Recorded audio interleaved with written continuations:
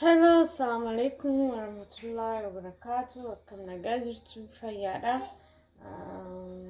Aqaantana maafinii dalaguuf deema. Maafinii dalagu sin agarsiisaa jechuudha. Banana muffin maafinii muuzaa jechuudha. Muuzaa namoonni gariin west gootan banana muffin kanarraa akka dalagamu isin argisiisa. Muuzni yeroo baay'ee nuti hingannaa hin fayyadamnu yoo inni akkana gugurraachate, laakiin yoo inni akkana gugurraachate firiijii keessa firiizara keessa kennee maafinii bireedii irraa fayyadamuu hin dandeenya jechuudha. Kanaaf arraan tana san isin agarsiisa. San dura dammoo harcee qaba. Pink powderiin jira. Soqidda. Sukkaara, dhadhaa,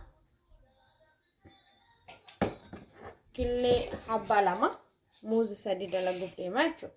Kanaaf duraan dursee harcee asitti naqaa. Harcee gana qedduu booda soqidda, pink powder, sukkaara waliin naqaa jechuudha. Eegoliin naqi booda waliin dha'ee mix godhee humaan dhiisa. Harcama jechuudha agasilaa.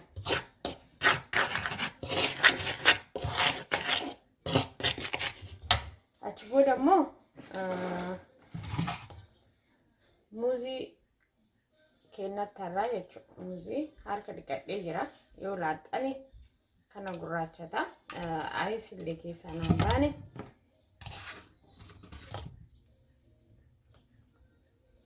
Kanaaf muuza kanaafi kunillee already gurraachate firiijii kaawutti jedheeti. Firiijii kaawurra fayyadamuu wayya jedheeti. Kanaaf ilaalaa haga naga'u jechuudha. Nuti faamilii guddaamti. Kanaaf maash gootanii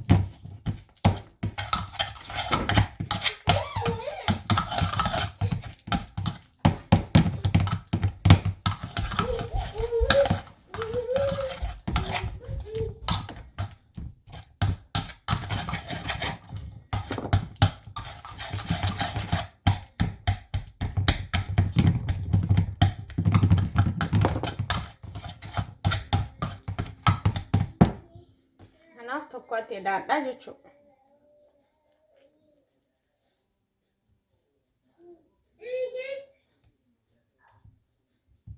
Maaliif muuziin gizee gugurraachate odoo inni hin banne firiijii keessa firiizara keessa keettanii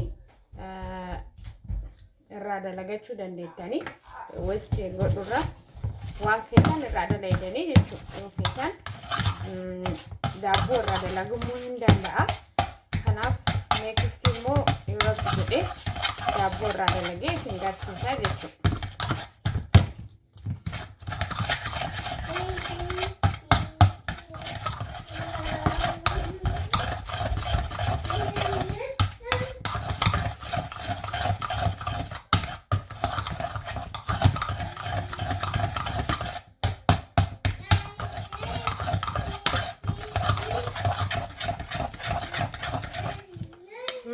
Akkana fakkaata keessaa bubulleessee jechuudha.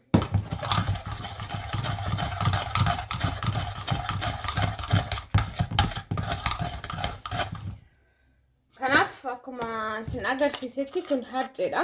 Waa hunda already mees waliin godhee atti naqaa.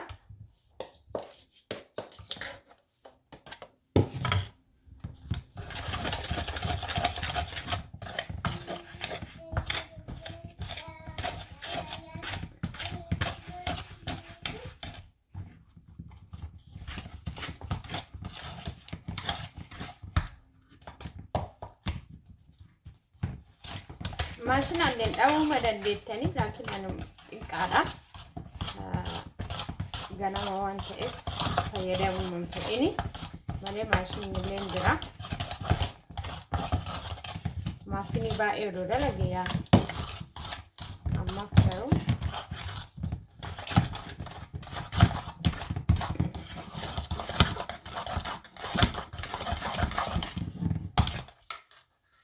kana fakkaataa jechuudha.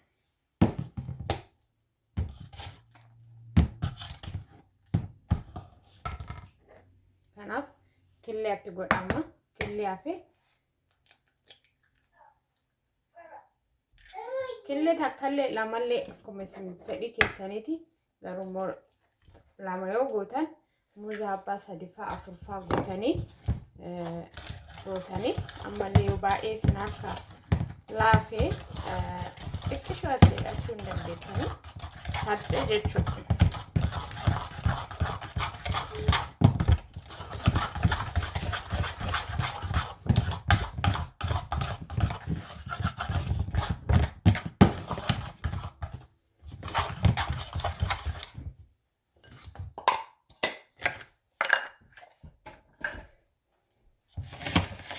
Akkasumatti akka gaariitti mul'atu jedheeti.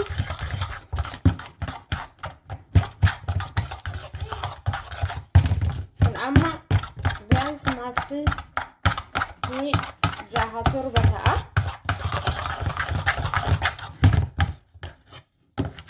Kan fakkaataa jechuudha. Muuzirreef akkas gurraacha suni adimanni qola malee alaa gurraachate. Kanaaf westi kaaboonuudha. Amma immoo dhadhaa feetan kaba qilloo ta'e jechi dhimma baayisaa jechuudha. Maayikiroobii fayyadame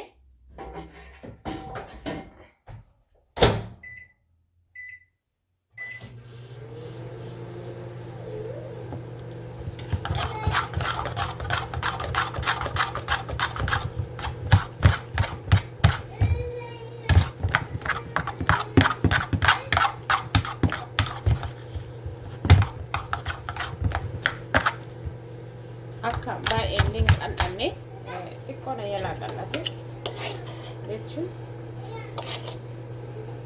maankaa lama harceetee da'e. Kun maafinii hedduu ta'a jechuun muuzii abbaa sadii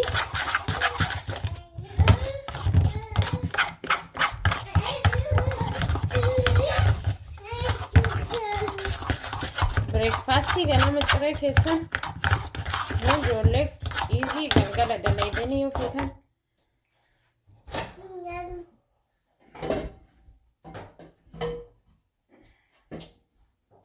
mana buutanii kunoo dhadhaan akkanatti ho'isee jechuudha. Dhadhaa egaa ho'isee booda kanatti naqaa.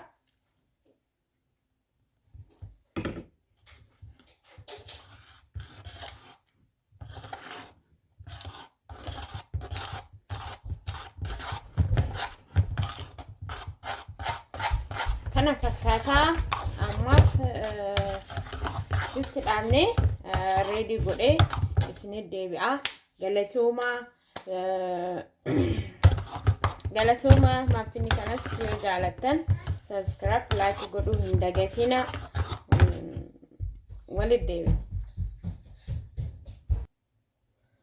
Hello, assalamu alaikum. Walitti deebine kun akkana jira.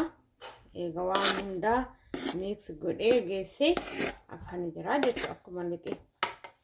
Kanaaf amma immoo maafinii keenya goonaa jechuudha.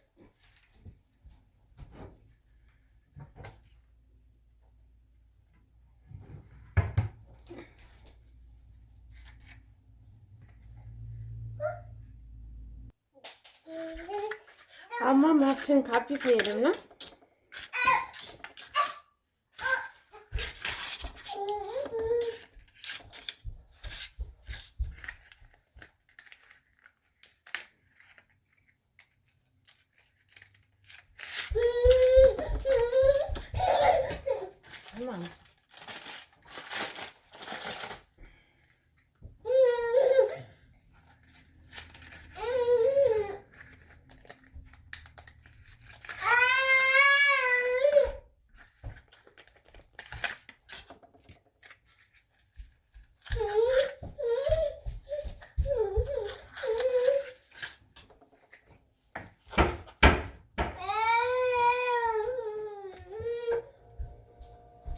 So happy akka gaaritti guutanii xiqqoomatti gootan maaliif maaffiniin guddataa deema jechuu fi isaati isin xiqqooma xiqqootti gootanii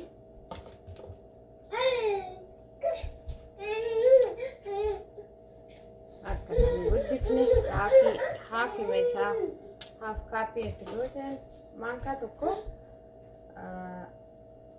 akkanatti in ta'a jechuudha.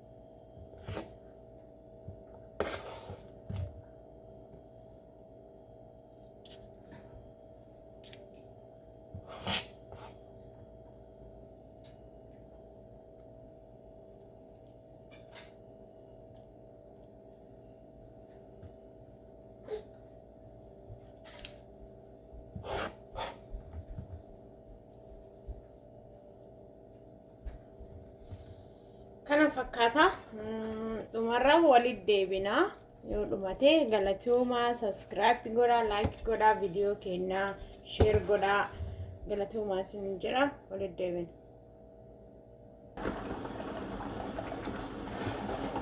Kono assalamu alaikum warahmatullahi wabarakatuh maafiniin kiyya kunoo dhumisaa kana jechuudha kana jira kanaaf kana fakkaataa jechuudha.